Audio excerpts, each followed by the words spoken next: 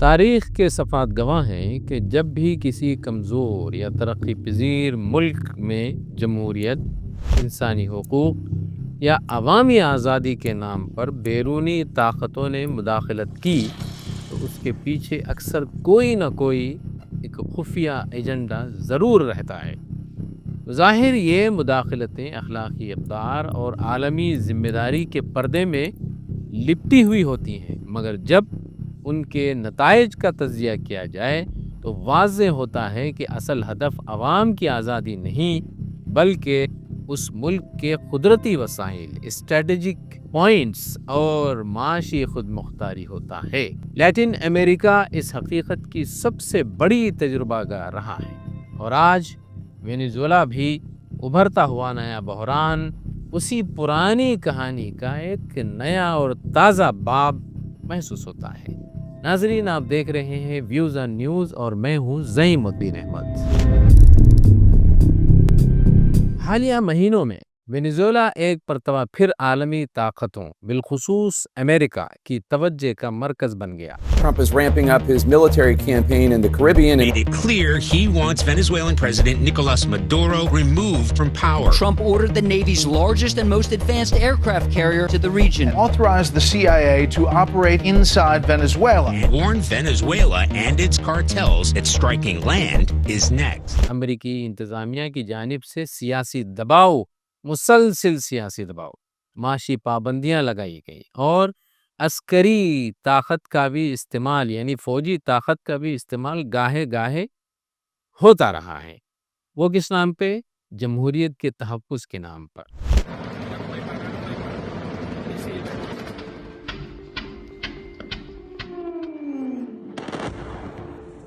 اور قانون کی عملداری کے نام پر یہ ساری چیزیں کی جاتی رہی ہیں۔ To every terrorist thug smuggling poisonous drugs into the United States of America, please be warned that we will blow you out of existence. We have no choice.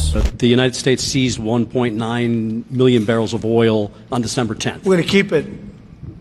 We're keeping it. Where's it are we going to sell it or put it in the strategic Maybe oil we'll sell reserve? it. Maybe we'll keep it. دوسری جانب Venezuela کی حکومت اور متعدد عالمی مبصرین اسے کھلے طور پر وینزویلا کی خود مختاری پر حملہ کہہ رہے ہیں۔ یہ سوال ناگزیر ہے کہ اگر واقعی مسئلہ صرف انسانی حقوق کا یا انتخابی شفافیت کا ہے تو پھر دنیا کے دیگر خطوں میں موجود بدترین آمریت یعنی ڈکٹیٹرشپ پر ایسی سختی کیوں نظر نہیں آتی؟ کیوں انسانی حقوق کا شور ہمیشہ انہی ممالک کے خلاف ہوتا ہے یا بلند کیا جاتا ہے جو تیل، گیس، سونا یا دیگر قیمتی وسائل سے مالا مال ہوتے ہیں؟ وینزویلا کے پاس دنیا کے سب سے بڑے تیل کے ذخائر موجود ہیں، سب سے زیادہ ہے۔ یہی حقیقت اسے دہائیوں سے عالمی طاقتوں کی نظروں میں کھٹک رہی ہے۔ اگر وینزویلا کو الگ تھلگ کر کے دیکھا جائے تو تصویر ادھوری نظر آئے گی۔ لیٹن امریکہ کی پوری تاریخ بیرونی مداخلتوں، منتخب حکومتوں کے تختے الٹنے اور رجیم چینج آپریشن سے بھری پڑی ہے۔ پہلی مثال ہی لے لیتے ہیں 1954 گوٹے مالا کا، جمہوریت کی پہلی قربانی۔ گوٹے مالا کے منتخب صدر جیکوبو آربینز نے زرعی اصلاحات کا اعلان کیا جس کا مقصد زمین کو کسانوں میں تقسیم کرنا تھا، اور یہ اصلاحات مقامی عوام کے حق میں تھے، مگر امریکی کارپوریٹ یونائٹڈ فروٹ کمپنی کے مفادات، چنانچہ سی اے اے کی مدد سے یہاں پہ کارروائی کی گئی۔ نتیجہ کیا نکلا؟ اس کا ایک منتخب حکومت کا تختہ الٹ دیا گیا اور ملک دہائیوں تک خانہ جنگی اور عدم استحکام کا شکار رہا۔ چلی 1973 ووٹ کو گولی سے شکست دے دی گئی۔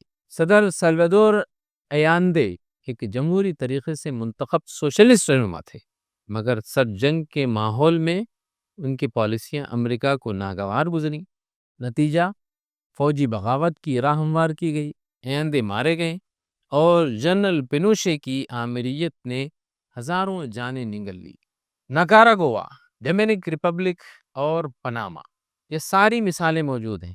کہیں کمیونزم کے خطرے کو بہانہ بنایا گیا، کہیں منشیات کے خلاف جنگ کی گئی، مگر ہر جگہ نتیجہ ایک ہی رہا: منتخب حکومتوں کا خاتمہ۔ فوجی ڈکٹیٹرشپ کو لاگو کیا گیا، انہیں سہارا دیا گیا، وہاں بٹھایا گیا، ریاستوں کو کمزور کیا گیا اور بیرونی مفادات کی جیت ہوئی۔ بولیویا 2019 جدید دور کی پرانی چال۔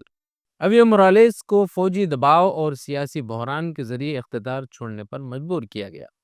بعد میں انتخابات نے ثابت کیا کہ عوام کی حمایت اب بھی اسی سیاسی دھارے کے ساتھ تھی، مگر نقصان ہو چکا تھا۔ سیاسی عدم استحکام اور ریاستی اداروں کی کمزوری۔ بیانیہ ہر دور میں بدلا مگر مقصد نہیں بدلا۔ کہیں کمیونزم کا خطرہ تھا، کہیں منشیات، کہیں دہشت گردی، اور آج جمہوریت اور انسانی حقوق۔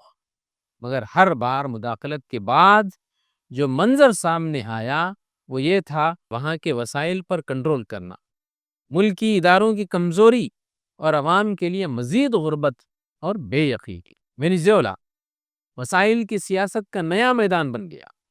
وینیزویلا پر عائد پابندیاں اس کی معیشت کو مفلوج کرنے کی کوششیں اور سیاسی تنہائی دراصل اسی طویل منصوبے کا ایک حصہ ہیں جس کا مقصد ایک خود مختار ریاست کو اس حد تک کمزور کر دیا جائے کہ وہ اپنے فیصلے خود نہ کر سکے۔ یہاں سوال حکومت کے اچھے یا برا ہونے کا نہیں ہے، بلکہ اصول کا ہے۔ کیا کسی ملک کے سیاسی مستقبل کا فیصلہ واشنگٹن، لندن یا کسی اور دارالحکومت میں ہونا چاہیے، یا اس ملک کے عوام کو یہ حاصل ہے؟ یہ سوال ہے۔ اسلامی نقطہ نظر سے ظلم جان ٹھیک ہے۔ اسلامی تعلیمات اس مسئلے کو محض سیاسی نہیں بلکہ اخلاقی زاویے سے بھی دیکھتی ہے۔ قرآن واضح طور پر ظلم، جبر اور استحصال کے خلاف کھڑا ہونے کا حکم دیتا ہے۔ کسی قوم کے وسائل پر قبضہ کرنا، اس کی سیورنٹی چھیننا اور پھر اسے اصلاح کا نام دینا کھلا ظلم ہے، چاہے وہ کسی بھی نعرے کے تحت ہو۔ نبی کریم صلی اللہ علیہ وسلم نے فرمایا کہ ظلم سے بچو، کیونکہ ظلم قیامت کے دن اندھیروں میں بدل جائے گا۔